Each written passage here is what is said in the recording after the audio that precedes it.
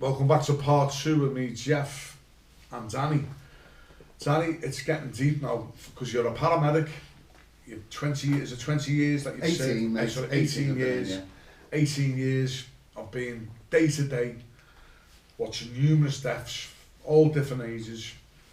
Yeah. So, for these kids now with knives, 'cause that's obviously the big sort of problem we're getting, you know. Yeah. So say for instance, kids thinking, I'll just stab you in the bum or stab you in the arm. Any advice for that? There is, knife crime is a thing, and stabbings happen a lot, and they deal with them a lot, and invariably they're not that serious, most of them, but you only have to stab someone in the wrong place, and that can be in the bum, in the leg. In the bum, yeah. If you stab someone and you hit a major vessel, Yeah. you will be dead within 90 seconds. You will bleed out and die. So that's before anyone gets there to help you. Chances of me getting there in 90 seconds are slim, unless I'm around the corner. Okay. So you know,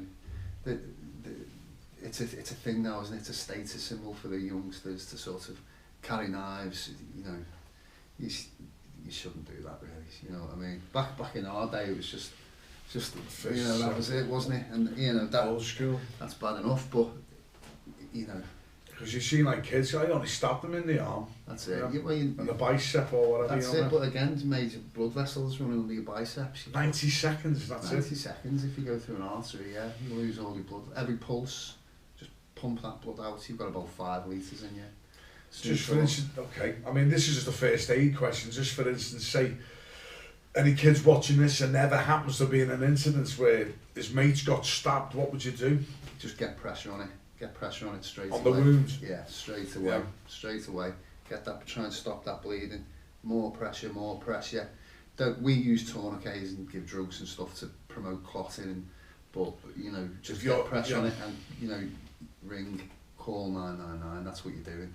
You've got to do it. Even if you think it's nothing, a tiny stab wound that big in your chest will kill you within 10 minutes. Have you seen this happen? Like, yeah. Oh yeah, many times, yeah. Yeah. It was only a scratch, you know. That's it, yeah. I mean, there was I think there was a copper who was killed in Manchester once by a fellow who was being led out, and he had a knife in the back of his kecks. And he pulled the knife out and stabbed the copper like that, sort of backwards, like that. But it went into his lower abdomen. But because the knife was quite long, it was like a long thing. It went up into his diaphragm and punctured his lung, and he died. The copper. From a little tiny, no bigger than your thumbnail, the wound was. Just like a skewer, like them skewers. Like a skewer, mate, yeah, that's what it was, yeah. So, he would have bled to death inside, yeah, you know, his heart, it's gone up, it's a vessel, his heart, you know, collapsed his lungs. Yeah. I want to pick your brains here because, again, we're on, say for instance, you see like a lot of people, like recently, we lost one of my family friends' members. He's just had a heart attack. He's just his wife went to shop, come back, and he was dead, stone cold. But what's the signs of someone having a heart attack? You know. I mean, sort of, it's chest pain, isn't it? But it's not just chest pain. It's sort of very tired, fatigued, sweating, very pale, pains in your chest, your shoulders, your arms, your neck. You know, can feel like indigestion. There's not one paramedic in the world who, if it comes out to you and you've got chest pain, no one minds. We don't mind coming out. We might not take you to hospital. We might say, it's fine, don't worry, and check you over. But no. But if you leave it, it's the people that ignore these things and leave them. You know, they're the people that I know people who've left it. A fellow who had chest pain for 2 days and left it thinking it'll go away, and he died. But if it had gone straight in, it'd be fine. You know what I mean? But it's the male sort of ethos, isn't it? I'll leave it. It'll be fine. Yeah, it'll be all right. Yeah. Yeah.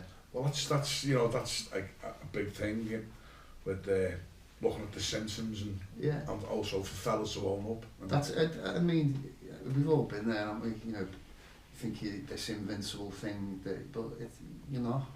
You know, you just got to sort of, if something's wrong, go to a professional and get it fixed. Yeah, I mean, you wouldn't drive a car around with a flat tire, would you? So just go and get it fixed. just making sense. So what's the treatment? Is that the old CPR? Is that where you rest on? For your cardiac arrest, yeah. If someone collapses, not conscious, not breathing, straight into chest compressions. There's a lot of defibs around now, isn't it? And supermarkets, police stations, fire stations, ambulance stations, you know, all over the shop. If you ring 999 and tell them someone's collapsed and they're not breathing, they'll tell you where the nearest one is. You get that on early doors, their chance of living. Statistics, like if you get early defibrillation on someone within sort of 3 to 5 minutes, the shock on the chest, if you can shock someone within 3 minutes, the chance of them surviving is something like 74%. You know, as opposed to, I think, if you don't do it, it's about 16. So it's a big jump, isn't it? Okay, it is. I mean, and they're there to be used. That's what they're there for, yeah.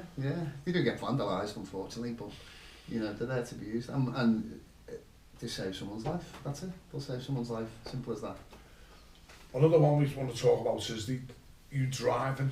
You know, your blue light. Yeah. You know, you're the fun and games. Yeah, fun and games. I mean, you're putting your life at risk every time. I always see ambulance drivers go through traffic lights, and there's always someone who. Have you had any incidents where? Of course. I mean, you do a driving course. Don't get me wrong. You do a driving course to learn how to drive on blue lights. The novelty of driving on blue lights wears off pretty quick. You know, after a few months, 3 in the morning, off to another job. You know, another job. Putting your lights on is just one of these things. For me, driving on lights is just the same as driving a normal car. You just learn to do it, but you have to be aware, because you learn to read the traffic in front of you. But there's always the closest I've come really was this was in the first lockdown. I was driving down the road in Manchester, and it was the middle of the night and it was dead. There wasn't a thing on the road. Was I going to a job? I think I was. So, but I was doing about 50, 60 down this main road. When I say there was nothing about, and a car shot out of a side street with no lights on. It had probably been pinched, to be honest. And I jammed on, skidded, turned into it, and missed it by about, I don't know, less than a foot. But if I'd have been 2 seconds ahead, it'd just hit me. T-bones, yeah. T-bone, yeah. Push. Yeah. Have you seen and heard of yeah. There's not long ago an ambulance got knocked over. A mate of mine's been hit by a drunk driver when he was on a rapid response car. But it happens, doesn't it? If you drive a lot, you increase the risk, don't you? Increase the risk, yeah. And what about the air ambulances when you're, say for instance, you get to is it your job to ring the air ambulance, or is it really... So what happens is the jobs come into a call centre, don't they? And automatically, how serious they are, they ascertain quite quick, don't they? So if you were out in the street and someone got hit by a car, nowadays with mobile phones it's fabulous, everyone's got one, haven't they? So what will happen is probably about 6 or 8 people will ring for the same job, won't they? So they'll say, right, we've got multiple calls, so that will flag it up in the control room straight away. And then they will probably just listen to one person or two, what's going on. Are they conscious, are they breathing? No. So we've got lots of calls for this. They're not conscious. And that will be pinged over to the air desk, the helicopter for HeliMed. And they'll be like, right, RTC, not conscious, not breathing, we know where it is. Come on, we'll go. Because they carry blood.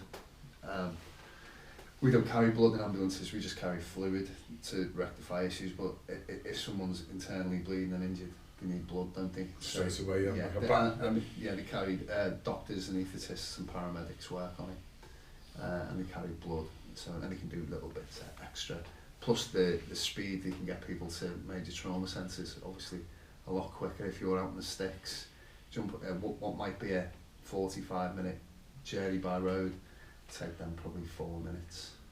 The godsend, The godsend to say that thousands and even now. There's charities there for air ambulance, you know. I always donate. I've done a lot of work with them myself. I've used them many times. They are good. I mean, another case, you see people just collapsing like with brain aneurysms and stuff like that. My brother himself, Philly, he had one he was playing football on Samrock Park. He said he was just going for the ball, was kicked out. And he ran towards the ball, he said no, he's an ambulance, and he went dizzy. Dizzy, He went down, but all his mates, oh, come on Phil, stop acting the goat. Yeah. Phil, come on. Yeah. But they found out, he just straight away, you know, and luckily, but, you know, he survived, but they went straight in an ambulance and they got right over to the... Aintree, yeah. Amazing then. Neuro centres, clever fellas over there. Well, they went in, they said how to operate on his brain, they went in. His groin. What happens there? Explain They go into blood vessels, big blood vessel. Yeah. So they go into it, up, all the way up. Do the same with your heart if you have a heart attack. Tell us about that. They go in through either your wrist or your groin and send, they call it a catheter up there. And so they watch it on like a screen and they just feed it up and it goes up your blood vessel, follows it all the way around and then into your heart. And they just put little stents in and it's all on a big camera that spins around the patient. And the fella's just looking at the screen like that, and then, so he fixes your heart, your coronary arteries, and it's the same in your brain if you have a bleed or a blockage, which it might have been, just looking on a screen, just send it up, fix it. Clever fellas, That's amazing. I mean, they got, you know, if there's one little snippet's on the wrong base, you'd have gone. I mean, 50 years ago, couldn't do any of this, and I have no idea where we'll be in another 50 years, but it does move pretty quick. It's some clever stuff happens. It's so much to pick your brains on. I mean, that was just a little. That's what I mean, mate. Yeah, no problem. And obviously, you know, do you think with diets as well? Do you see a lot of people who, like cancer, people who've got cancers and stuff like that? Is sugar good for you if you got cancer? Sugar's bad for you in everything. Sugar, I think there's some studies that say sugar's the biggest cause of heart disease, ahead of smoking, and sugar causes obesity, processed food and all this. The diet is the main thing in it. It's the thing. You wouldn't put crap fuel in your car to make it run right. Just cook and eat and exercise and that. Not even exercise, go for a walk. You know what I mean? Yeah, just go for a walk because you see that many people today, you know, with stuff, there's a lot of high risk with cancers and stuff as well. I mean, you see cancer patients all the time, every day. You don't realise. It's what they say now, 1 in 2 of us will get cancer. Do you know what I mean? I mean, my dad's got, he's still knocking about, he's doing alright. He's had loads of skin cancer taken off his head and half his ears cut off, all because of skin cancer, but it's just, you can't, I don't think you can live your life worrying. I think you have to sort of, you know, I wouldn't say day to day. Yeah. Every day's a blessing though, isn't it? A lot of good survivors who've like conquered cancers and stuff like that, listening on alkaline diets and stuff. You know, and the cannabis as well, the cannabis oil, which is a good discussion. CBD oils, They use them and, you know. Yeah, well, I think that I'm not massively jammed up on the research, but I know it works. Yeah. I know people have used it and it works and it has a lot of health benefits. And if something is good for you and works, why don't you use it? Yeah, exactly. Yeah. Another conspiracy theory on that one. Yeah. Moving on as well, being just around it up, an ambulance driver. So do you need to do like a special like an updated course every year or something? We do. We have mandatory training every year for sort of 2 or 3 days. But I think it's been cancelled because of the virus, COVID, this year. But and you have like a driving requal. You have a driving instructor comes out and sort of with you working while you, because they won't take you off the roads. So with you on a few jobs and just says. What's the fastest you've ever been at? What can they get up to? What sort of speed? Fast, you know what I mean? I don't want to say nothing. All right, well listen, stand by for part 3 and we'll talk about the pandemic. Take care.